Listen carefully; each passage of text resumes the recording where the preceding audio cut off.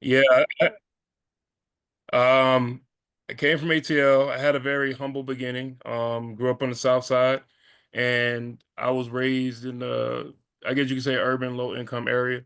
And we had a very limited mind frame of what we could believe we could do and achieve back then in the 90s, as far as what a black man can grow up to be, as far as like making a career or making a life from lifestyle, or a family or a legacy for themselves. So, everybody that looked like me told me I could only do one to three things if I wanted to get out from where I was living from.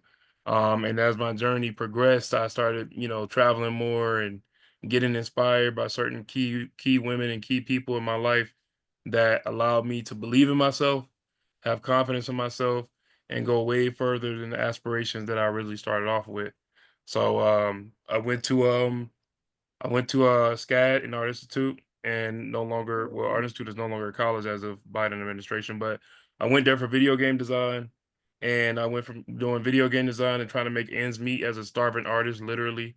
I started getting into finance, and I've been licensed in finance since 2011, to present day, as a financial advisor, CFP, insurance agent, securities, property and casualties, different things like that.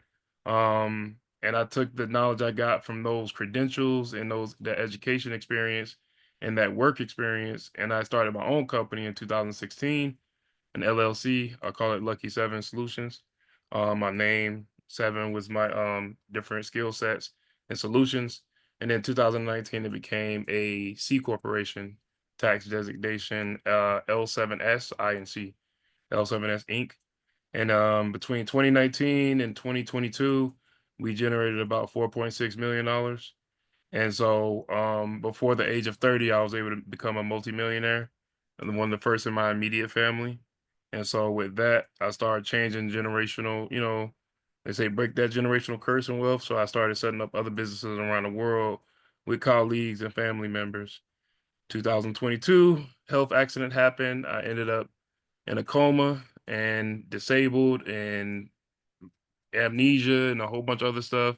2023, due to some negligence in the medical field, I ended up with cancer. And then 2024, I beat that cancer, and I beat a lot of those other different health issues. And I'm back running my business as of 2024, November. So from November, December, January, February, and now March, I've been running my business again after my 2 years of health issues. Going on three, it'll be 3 years, April 20th, 2025, that was considered on paper disabled. But even with my disability, even with the cancer, even with the amnesia, even with the seizures, even with the coma, even with people stealing millions and hundreds of thousands of dollars from me, hoping that I was gonna never recover from the hospital, even with all the hardships that happened post COVID, um, my mind still worked, and the value that I give to others still is valuable. And so, whether it's Bitcoin, cryptocurrency, insurance, real estate, technology, data servers, credit, business credit, setting up a business, starting a t-shirt brand, starting a drop shipping store, starting this, getting ad revenue, advertising. There's so many revenues that, especially you young individuals. I have a couple people in my network who are between the ages of 19 and 25, and some of them make 20, 30, $40,000 a month. Even before being the legal drinking age, or even a little bit afterwards, before they're in their 30s, they're already making a very generous, monthly income at their age. Homeowners at their age, paid off cars at their age, traveling to Dubai and around the world and South America and other places, living a jet set lifestyle at their age, off credit, off their business income, off their revenue. And they know what your generation likes. That's all they're leveraging, is what their generation likes, and the fact that they now have the knowledge from people like me mentoring them and give it and telling them what to do, and then they just take it and they put their own flavor on it. So that's where I come from. That's who I am. That's what I do. So I love to be able to speak to groups and communities and get them this one, instill hope into them, so empower them, educate them, enlighten them, and then entertain them a little bit, because some of my stories are kind of funny. and at the same time elevate them, take them to another height, broaden your horizon of what you think is possible. And so yeah, because I come from the rough side of Atlanta, I really do. So the parts of the songs that you hear about, and the Two Chains, and the Titty Boy, and the Waka Flocka, and the Gucci Mane, and the Boulder Crest, and the places that Ti don't go, and the places like that, and Ludacris, that's where I come from.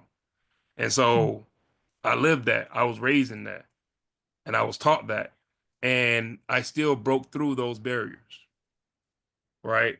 And so me talking to you guys now, as someone in my family who did make multiple millions and coming from an environment that we didn't think that was possible without hitting a lick or hitting a jug, right? And that's just some of the lingo that we talk. That's deep, that or some people, my older brothers say, that street talk, SKREET. You see what I'm saying? Like, but I didn't want to be typecast or put in a box just because of my skin color about what I can do or what I can't do, or someone to tell me how to be a black man, or someone to tell me how to be a brown man, or someone to tell me how someone with your name, Lucky, you'll never be taken seriously, right? So one thing I'm a big advocate of agency and autonomy, and that means free will. That's the one thing the Most High Creator, God, whatever you have put your faith in, is the ability to choose. Every day you wake up, every day you close your eyes, the only thing you are is we are our word, which is word is bond. And that goes into a higher finance lesson, but that's later. And your story and memories you make with others and impact that you have on others. So at the end of the day, the only way you can make your story and write your story and make that impact is the choices you make every single day, every single Right. hour, every single second is the choices you make and the choices you don't make. Thanks. Love it. I love it. Um, Lucky, obviously, man, I'm on your hit parade. um, and it's your resilience that I love the most. Um, so what I like, before our time expires, because I know you got a hard stop at 7:30, what I like to do is give at least everybody an opportunity to ask a question or maybe two, depending on how deep it is, just so we can maximize the time that you have with us right now. So I'm gonna start with my man Aaron. What's on your mind, brother? Uh, what were some of the mental obstacles that you had to go through, besides the health issues and whatnot, as far as not just the motivation, but just to see the dream and see the goal, the light at the end of the tunnel. Okay. It's a mental, there were so many. I don't even know where to begin. Being, and I say that I can laugh while I say that because I've overcame them, right? And I Mhm. still fight some of them every now and then when times get hard, because life is not a straight arrow, straight shot trajectory. It's just high. It's the highs and lows of the frequency of the wavelength. So some of the mental obstacles was, you know, at just watching people who I knew at a young age be murdered in front of me. And that was the end of their story. Watching certain people get strung out on drugs, who I know had a bright future. Watching people becoming, a slave to their vices or addictions, whether it's a lottery, whether it's alcohol, whether it's street drugs or anything like that, and not wanting to be a statistic. That was my biggest fear, is just being a number, right? A cog in the system, something to just be wrote off, right? Like, oh, that was going to happen to him anyway, because look, right? And so mental obstacles was always being my harshest critic, because nobody's going to know you like you know you, right? You can have your parents, you can have your brothers, you can have your girlfriend, you can have your friends, you can have your mentors, you can have your close homies, you can have your pet, anything, but you have to go to sleep and wake up with you every single time. Every single time. When somebody's there and somebody's not there. And so my obstacles from my young teenage years to my young adult years to now my early 30s, my obstacles mentally was always, am I good enough? Am I being the best that I can be? Could I be harder? Am I too hard on myself? Why am I pushing myself so hard when everybody else around me chilling?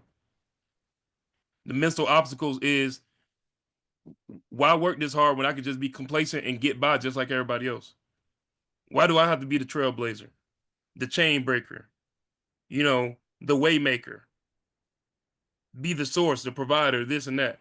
And so then you think about mentally, and I'm gonna wrap this up. Why not?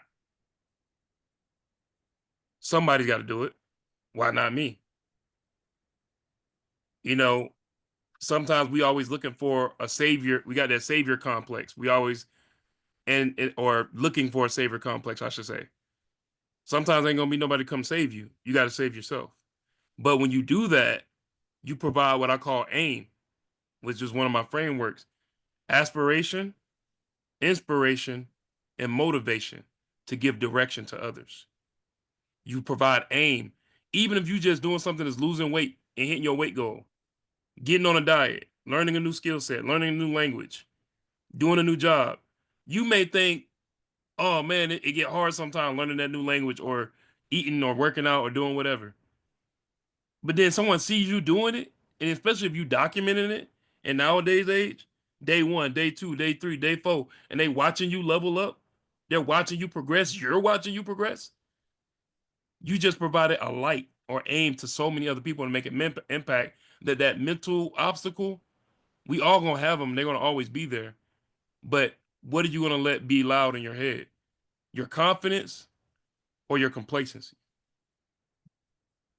Feed the good wolf or feed the bad wolf, but one of the wolves are gonna be fed in your soul. That's deep. So hopefully that answers your question. That's deep. Thank Brother Chavez, I'm gonna let them go. we're gonna let the young lions go first. All right, we're gonna let the young lions go first. All right, Paulos. How was your way out of the streets? Like, what really? I know how you said watching the people get murdered. I'm sorry. Speak Okay. up a little bit, sir. I know that you said all your trauma is why you wanted to make it out, but like how? Like, what were the step by step process that you did? So and that part right there almost seems like mystical and magical, but it was actually quite practical and grounded in reality. So um my skills, I feel like everybody got something they're talented at, right? Some people are physically talented, some people are mentally talented, some people are creatively talented, some people are logistically talented, right? My skill set that I feel like my superpower is I can hold a lot of information in my head, but I can also spit out a lot of information. And so what I did to do the steps by steps of the how is my main mission when I was younger in the projects was I wanted to help people like me who look like me heal their mental scars. My way of going about that, and I say that because a lot of these dudes were like blood, GD, Crip gang, pimps, OG, whatever, people who had fear, women, respect, and sometimes like street money. But on the inside, I got to see them when they were vulnerable, when they were crying, when they had no one to turn to, not even the people in they set. You see what I'm saying? I saw their weak side. Or even without them showing it, I think I have this ability to this discernment to be able to look at a person, female or male, and I can see the scars on their soul.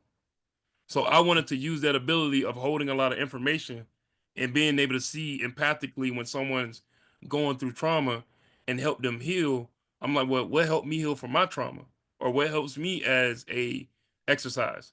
I play video games just on my t-shirt. I paused my game to be here. I play video games. Video games got me through my most traumatic moments in my environment. And you're like, well, I'm not a gamer or something like that, right? Well, you can replace video game for whatever helps relax you. But in my tense, I wanted to be a psychologist to help people heal so they can face their demons and face their trauma to be able to live a more productive, confident life. Because at the end of the day, like I said earlier, we are choices. And when you're able to stand up to your trauma, your fear, your mental obstacles, yourself, right? Even more so than your demons, face yourself about what you want and what you really want to do and who you really are, then you're able to go out into that world, to the world, and provide value to anybody around you, no matter what the field. So, moving into the practical how and away from the mindset, I worked. Thanks to an incident, I did become a felon in 2010. the year of my graduation, and it was just a miscommunicated incident. But because I was black, they took somebody else, a witness who wasn't even there. They took their point of view, and I was arrested in jail for 2 days, and I was marked as a felon. And a felon because they said I had a weapon on federal grounds, on school grounds. That ruined everything for me. As smart as I was, and all the capacity and all the scholarships and grants, lost everything. Blackballed. I couldn't go to the campus in Hong Kong or Lacoste, France. I lost everything in 1 year. My graduation present was a brand new car. They sold the car to get me out of jail to bail money. Everything. I lost everything in 2010. And people started calling me Knife, from Lucky Luciano to Knife. And so I had the stigma on me. I lost all my grant money. I almost didn't graduate with my class, and I lost everything. And then when I tried to go get a regular job, no, and I had interns set up at Cartoon Network, Comcast, and a lot of other technology companies. I lost everything because they'll love me in the interview, pull up my background, they'll see that felony right there that was pending. Literally, I remember at Comcast, it was, oh, we can't wait to start with you next week. Oh, your neighbor's already excited. We got your cubicle right here. Background check came back. Security, get him out of the building. Threw me out the building, like on some Fresh Prince, throwing Jazzy Faye out. Like just threw me out the Comcast building in Atlanta, in North Atlanta. Physically threw me out. And Cartoon Network, same way. I wanted to work on their video game projects for stuff like some of their cartoons, their flash animation. Threw me out the building. How dare you? You're the type of people who reason why I keep my daughter protected with my gun at night. Don't know me from a can of paint. All they saw on my background was felon, weapon involved. And so I couldn't get a regular job at that time, 15 years ago. I had to get jobs under the table or do gig jobs. So when you ask the how, I cut grass, I babysit it, I paint it. I learned how to do hacking jobs for companies where I would hack their security system per their request, and they'll pay me to find the holes in their security systems. And so I would do jobs on the dark web, which is why I learned about Bitcoin and crypto. I got paid in that. I cut grass, I babysit it for money. Um, any odd job. Oh, you need your laundry did, you need your babysit, you need your dog walk. Once I got enough money doing those odd jobs, I started putting that to open up bank accounts, build up my credit, pay my PO officer. And because it was a temporary situation, my felony was annulled and expunged off my records. So unless you're a government agent, you would, or anybody watching this podcast, you would never seen that I was a felon on my record. So now my record's clean. I can go get a job above the table. And then right around the same time, my friends got me hired in Atlanta at a Subway franchise. And the owners were some Indian people named Patel, which is a CPN, by the way. That's not a real last name. They come here and they get that name from America. I learned that working there too. And because I was really cool with the owners. But the fact is, and that's another lesson. The fact is, I worked at Subway and they said, "Oh, it's time to do taxes, my darling. What is your real name? We need your real name so we can give you your W-2." I was like, "I've been working for y'all for almost 2 years, and you think for over a year, and you don't think Lucky is my real name?"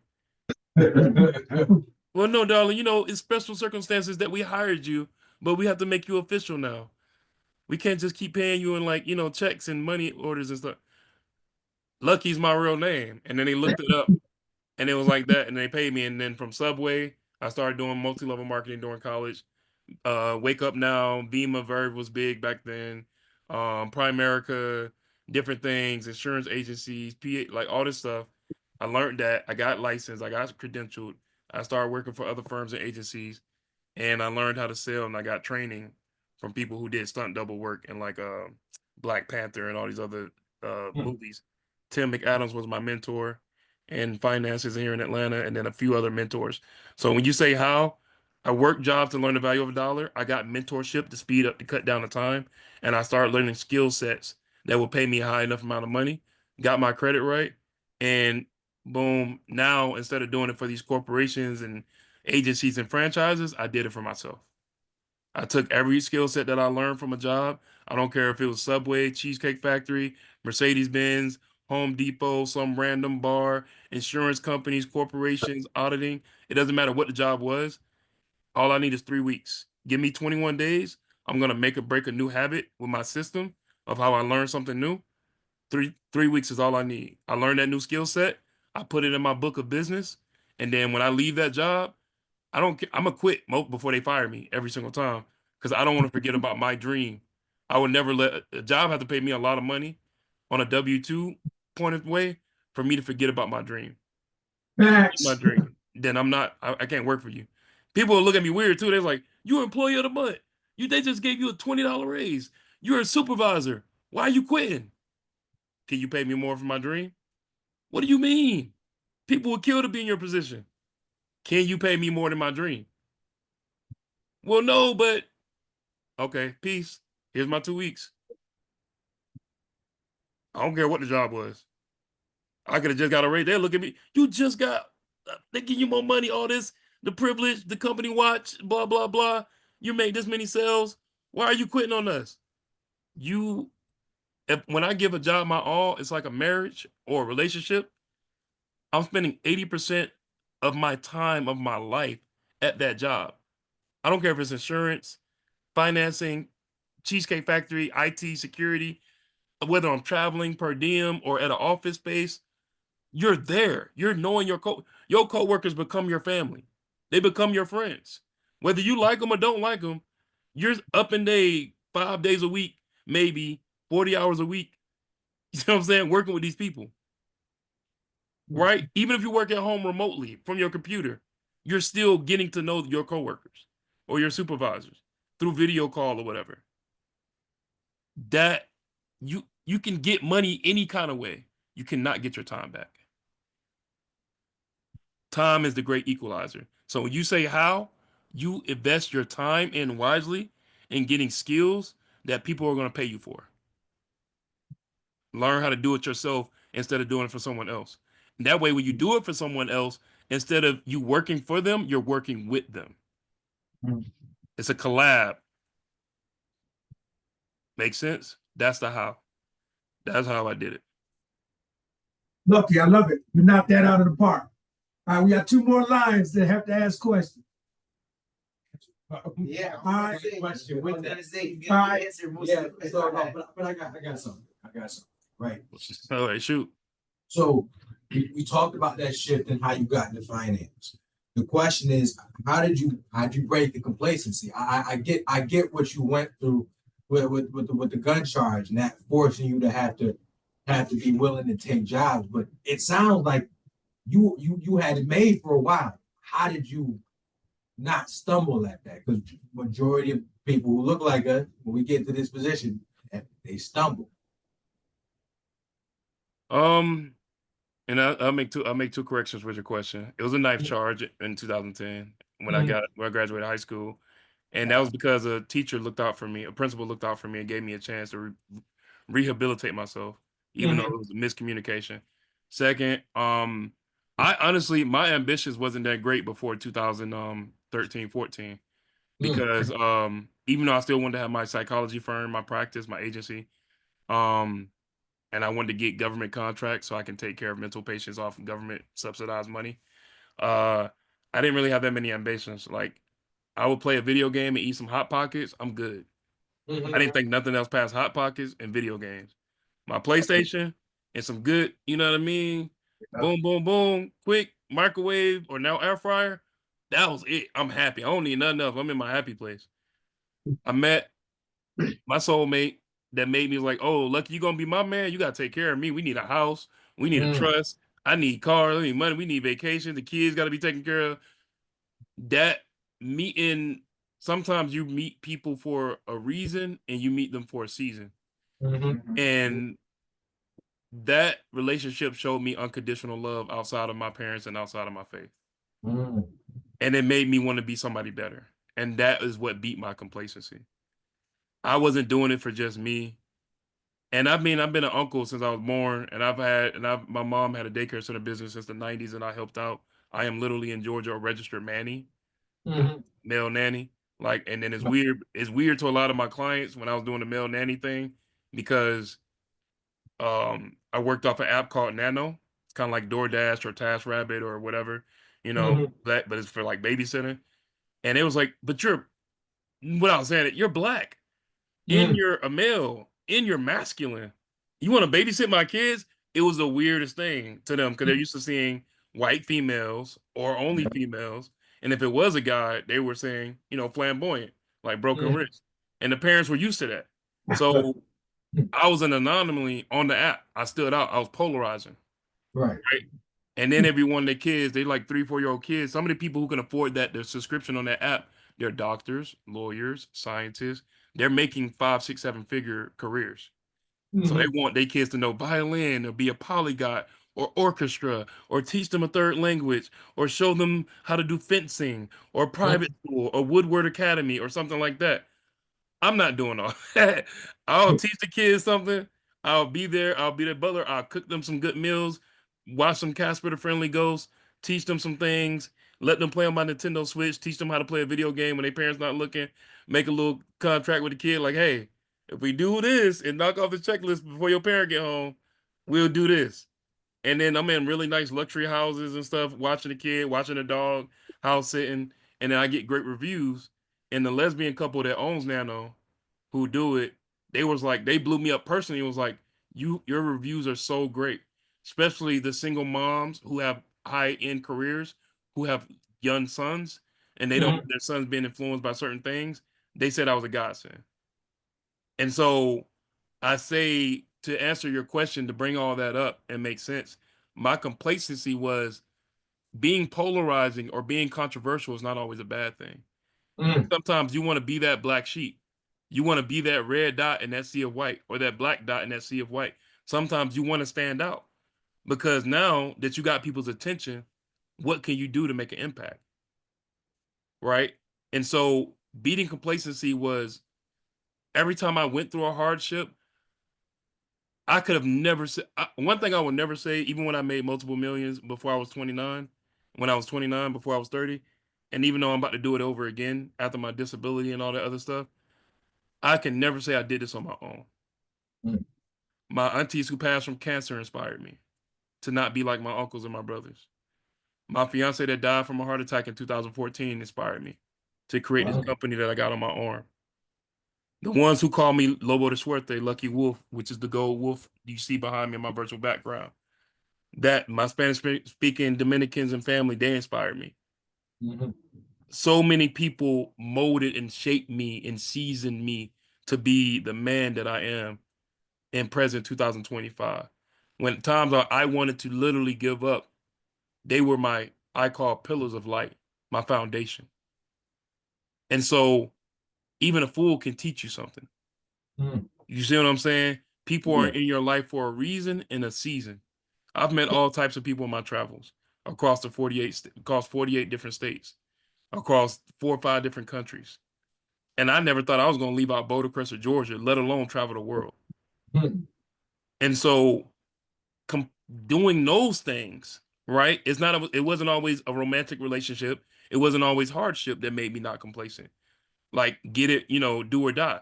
Sometimes it was just fun, like new experiences.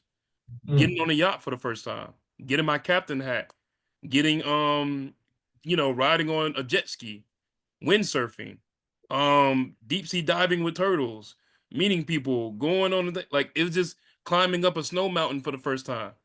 We were talking about skiing in the Alps and fucking Boulder Crest. There wasn't no conversation around my peers and neighbors and my brothers and siblings.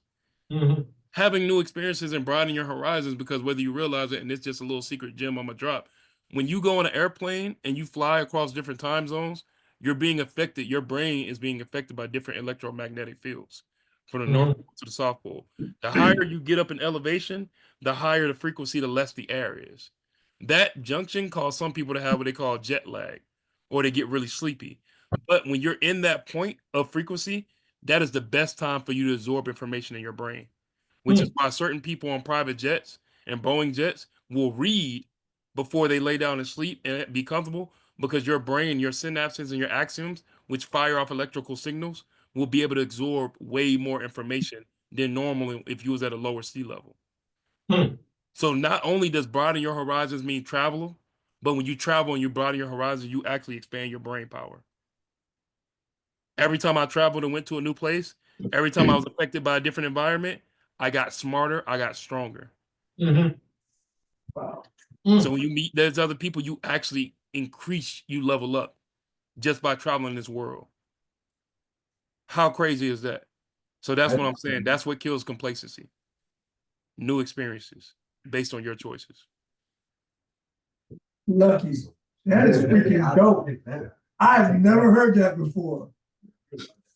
Wow. Okay. All right. We got our last young line. Katie, what you got? Okay, so knowing that you've had your such great successes, One more what are time, I'm sorry, a little low. oh my bad. Knowing that you've had all your successes and like what are some of the negatives that come behind putting so much work in it? How do you like personally overcome all of those negatives that you like face basically? I think that's the easiest and the hardest question I heard all night. Dang. The easiest is some of the negatives that come with it is it's easy to become jaded in your heart because you start realizing you have to realize who is there for you whether you have the money or not. And that's a hard discernment. You have to really audit who's around you. And sometimes they say like there's a term that Christians use saying the devil will use those closest to you to hurt you.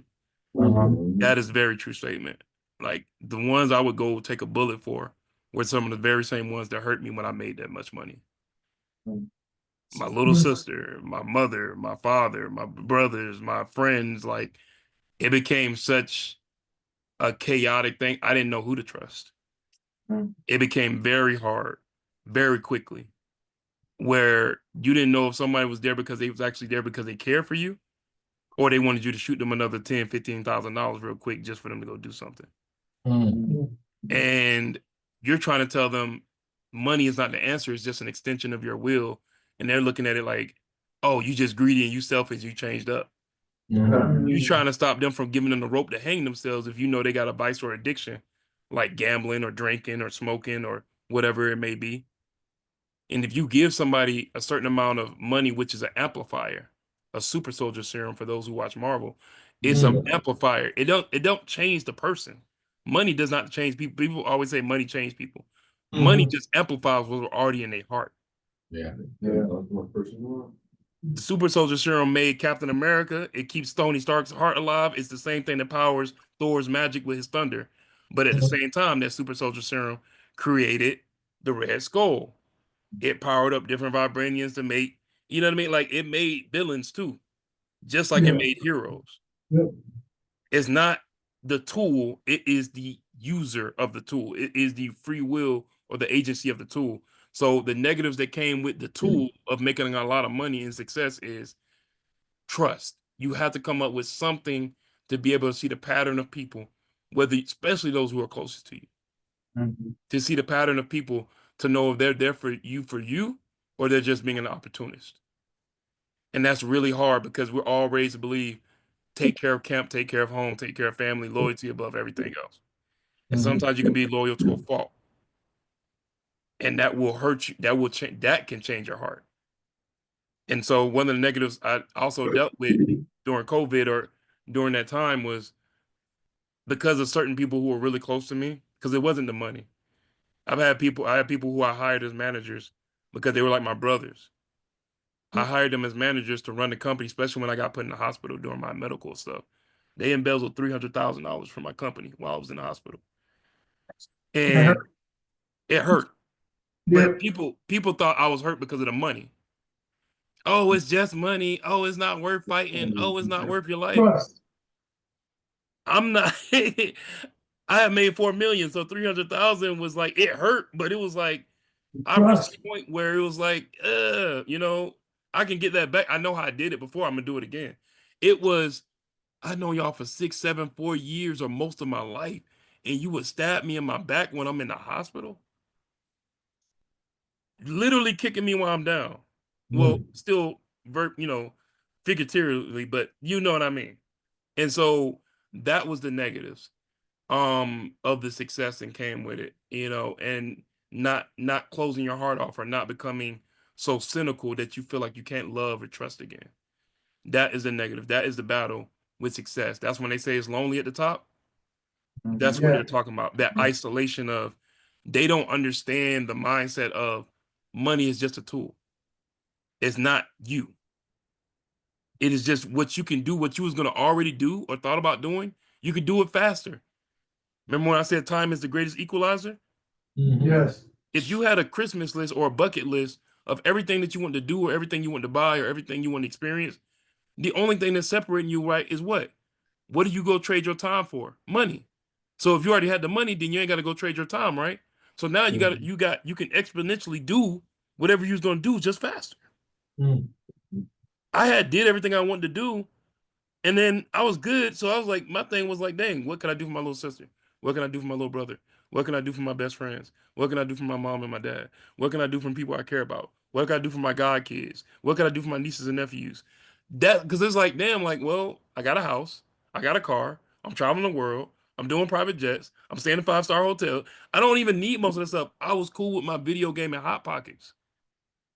I know that. So that existential crisis, I literally sat in the middle of the sea by Italy and Albania and Greece and Mykonos, like that little by the boot of Italy and that water, Cosmo Islands. And I was just sitting there off the jet ski and I just let the jet ski stall out. And I just laid in the water in the sun and I was looking up at the sun. And it just felt like I was talking to God. And I was just like, yo, what do I do now? I checked off everything on my bucket list except for my video game studio. And if projections keep going, I'm going to get that anyway. What do I do? Like, how am I fulfilled? You got to remember at the time, that was 2021. I'm still in my heart mourning my fiance that died in 2014.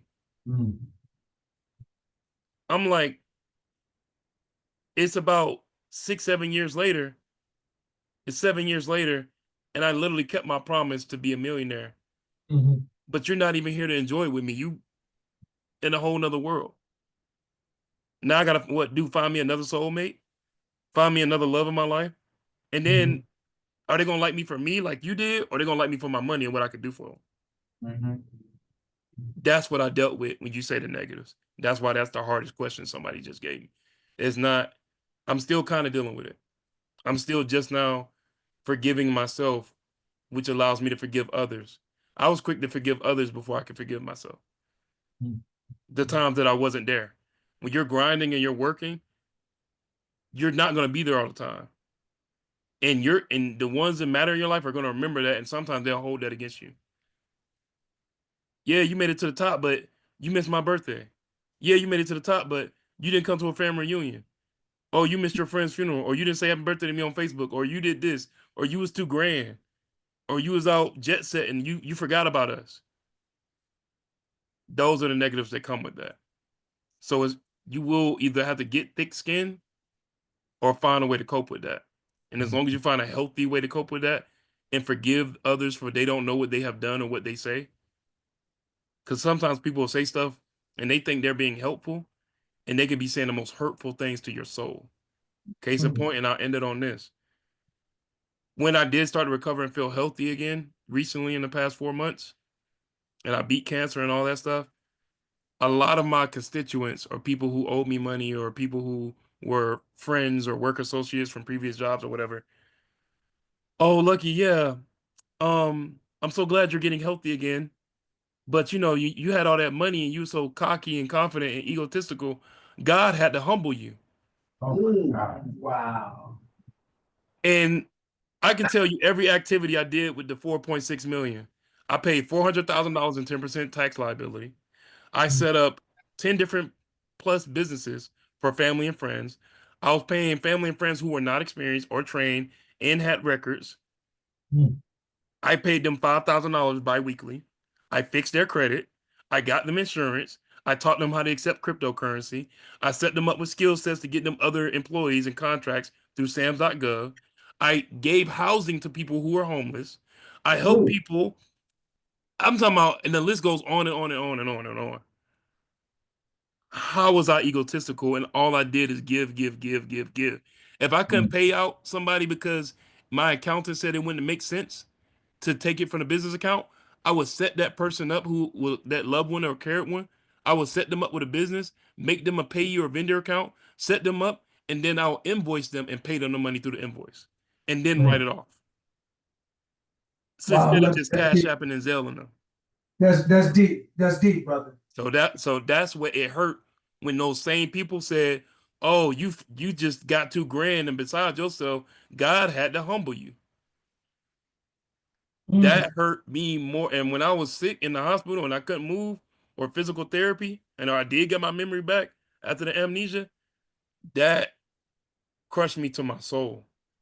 I gave and I gave and I gave and I gave until I bled dry, literally, and it still wasn't enough. And so and that lesson right there, I felt like Steve or Job in the Bible, Job, where he didn't give up on God, his faith, even though his wife and everybody was telling him like, God left you sick and disabled and paraplegic and you can't move and this and that. How could you?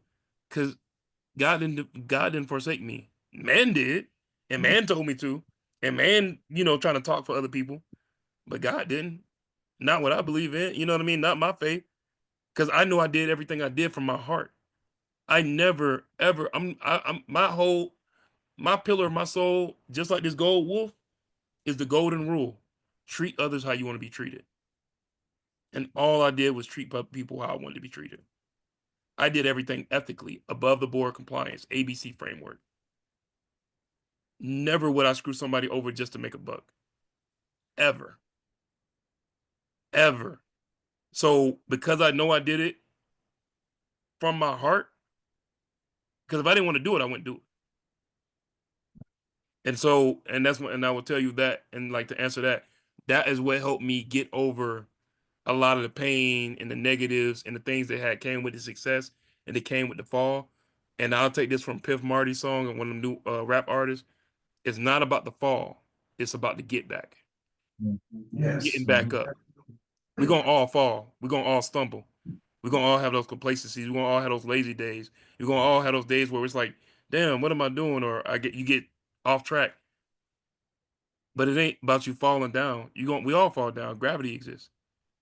Are you gonna get back up though? That's it. That's what I got for you, gentlemen. Lucky, man, brother, you have blessed us, man. So listen, as we kind of land this plane, we're about to get into at least an hour of some financial literacy with the Robert Kiyosaki game, cash flow. Okay.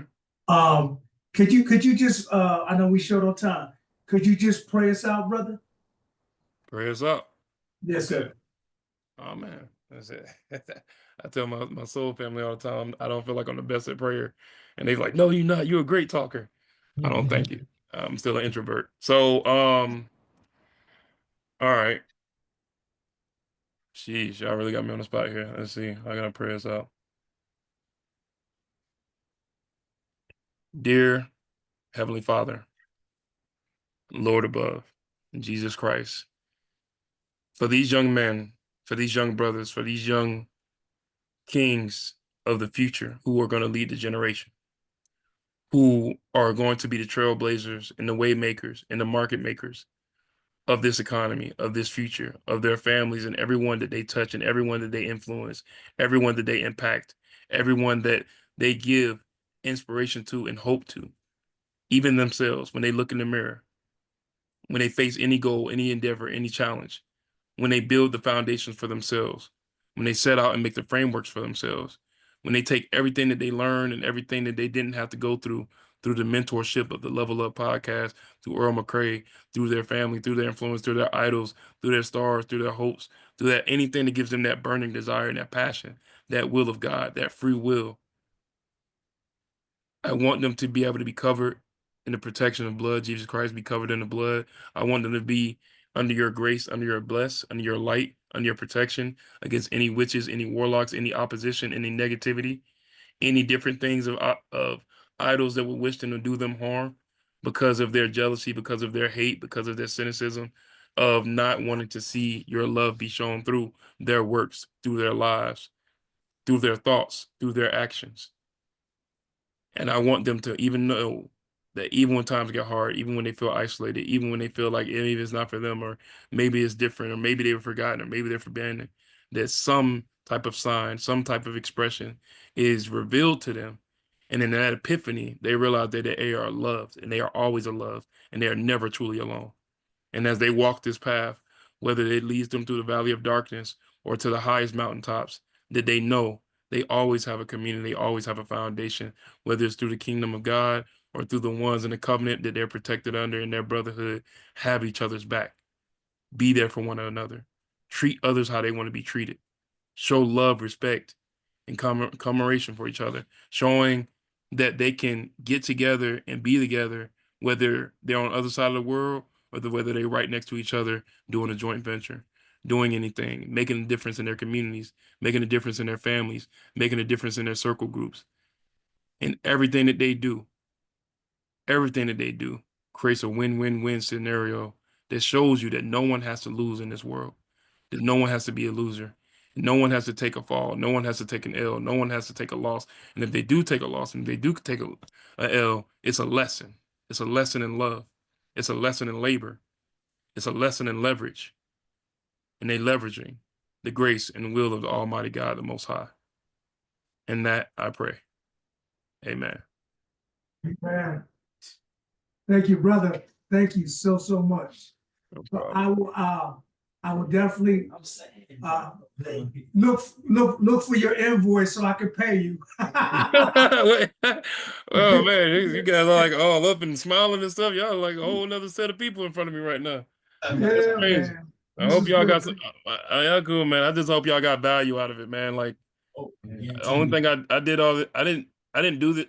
Like I said, Hot Pockets and video games were my motivation. Right now, I'm about to train these people and hire these people and do these contracts. But as soon as I'm done doing business, I'm gonna play my PS5 because a new video game dropped this weekend and my little brother then. But I just want y'all to know. Every time I went through a hardship, I was like, I don't know why I'm going through this, but I know it's for a reason. If that reason was only just to inspire you gentlemen today, and I never see y'all again, and y'all go live great and happy lives, that's more than good enough for me. That's more than good enough for me. Like, it's painful and it's lonely and all them other different times in my life in 33 years. I just turned 33 a few weeks ago, and I know a lot of people call it my Jesus year, but I'm loving it. I still feel like I'm 23. You see what I'm saying? And I plan on living a very long time, and I want to have a lot of fun living my life. And as anytime I go through a hardship, I want that hardship to be a lesson and a mentorship for someone else so that they don't have to go through it. I went through it for you. Here's the learning curve. Skip that. Move on to the next chapter. That's it. That's it, young man. Like so. But all right, Earl, I appreciate it, man. It was an honor being on here. Appreciate you, man. It was Appreciate you, good. man. So we got to circle back on that business situation we're working through. Okay. Absolutely, most definitely. You're gonna hear about me. If not Monday, then definitely Tuesday. All right. Sounds good, man. Blessings to you, brother. All right. Salute. Peace. All right. Salute. Bye bye.